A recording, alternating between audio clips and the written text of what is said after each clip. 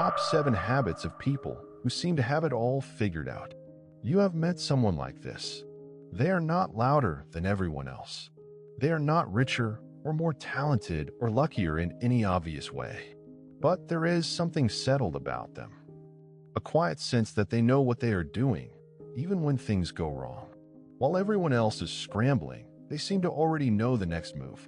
It is tempting to think this is a personality trait, something you either have or do not. But research into how these people actually operate suggests something different. It is not a trait.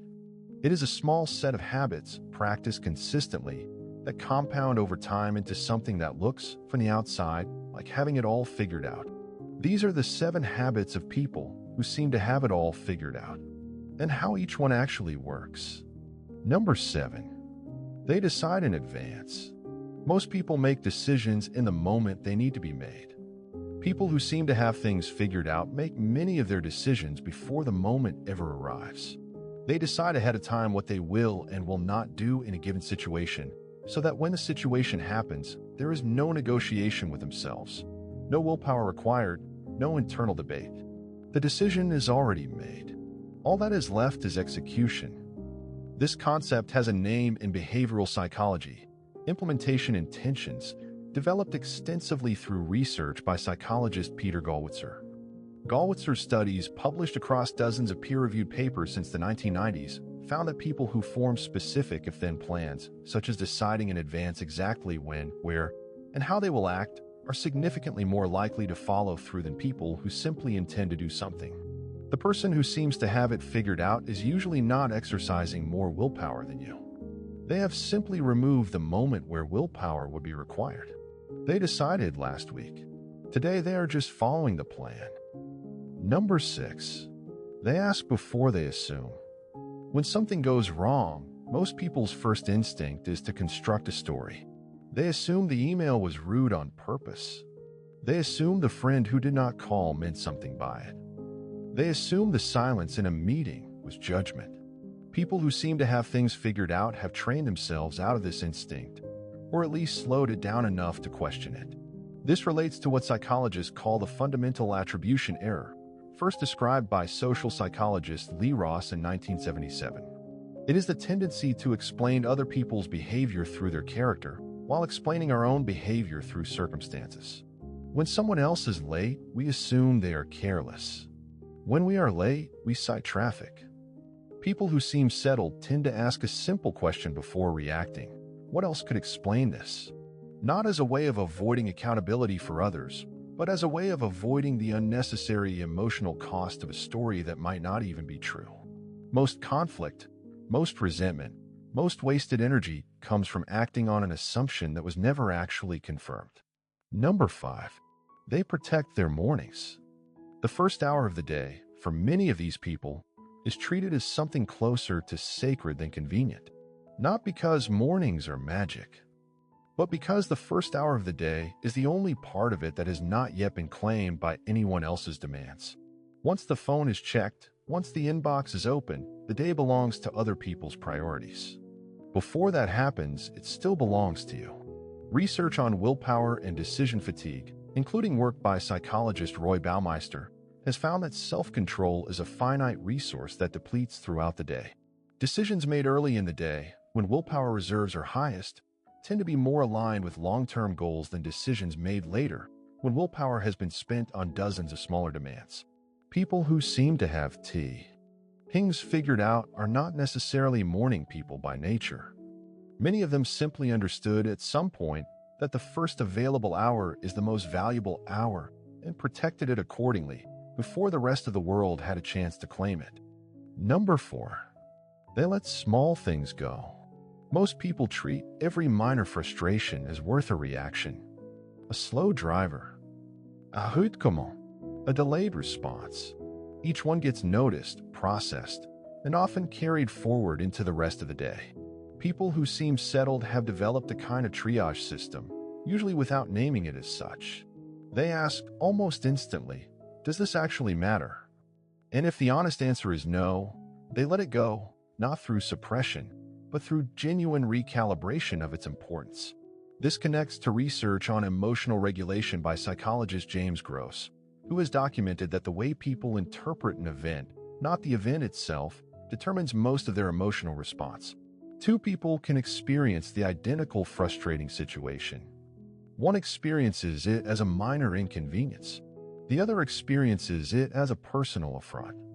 The difference is almost entirely in the interpretation, not the event. The person who seems unbothered by small things is usually not suppressing a reaction. They have simply trained themselves to ask whether the reaction is proportional to the event, and most of the time it is not. Number 3. They say no without over-explaining. Most people, when declining something, feel compelled to justify the decision extensively. They apologize. They offer excuses. They reassure the other person that it is not personal, even when a simple no would have been sufficient.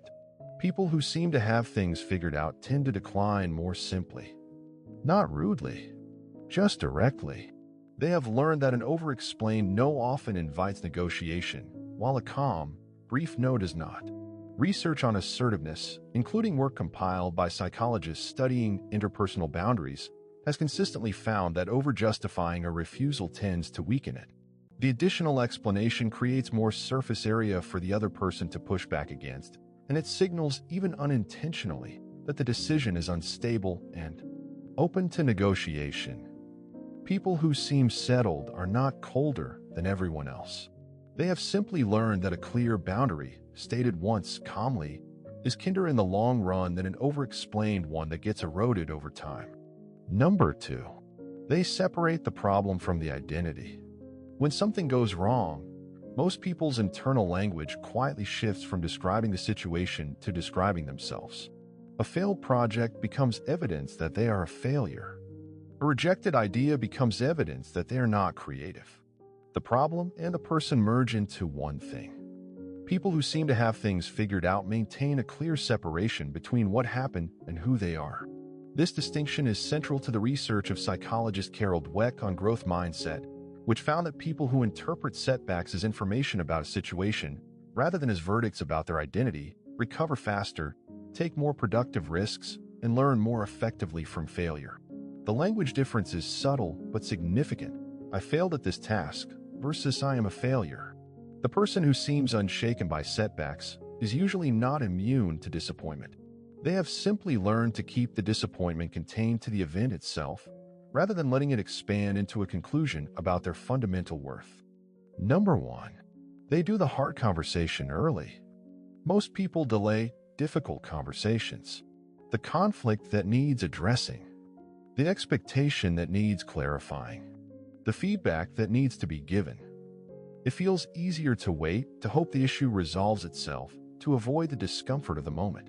It almost never resolves itself. It usually compounds.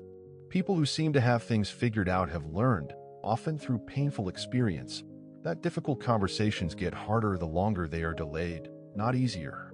The version of the conversation you have in week 1 is almost always less complicated than the version you would have to have in month 3, after resentment has had time to build on both sides.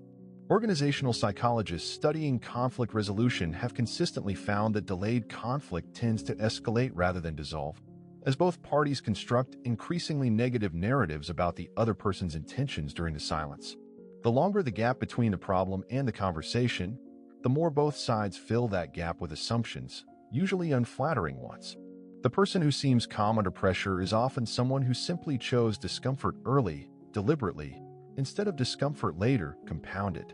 It is not a more comfortable habit. It is simply a less expensive one. None of these 7 habits require unusual talent, unusual luck, or an unusual personality. They require deciding in advance, questioning your assumptions, protecting your first hour, letting small things go, declining simply, separating the problem from yourself, and having the hard conversation early. They are habits, which means they are available to anyone willing to practice them. That is the part nobody tells you. The people who look like they have it figured out are not fundamentally different from you. They just started practicing earlier. And that's the end of today's countdown. Some memories make us laugh, some make us think, and some remind us how much the world has changed. If this video brought back a memory, share it with someone who would understand. Thanks for watching, and I'll see you in the next one.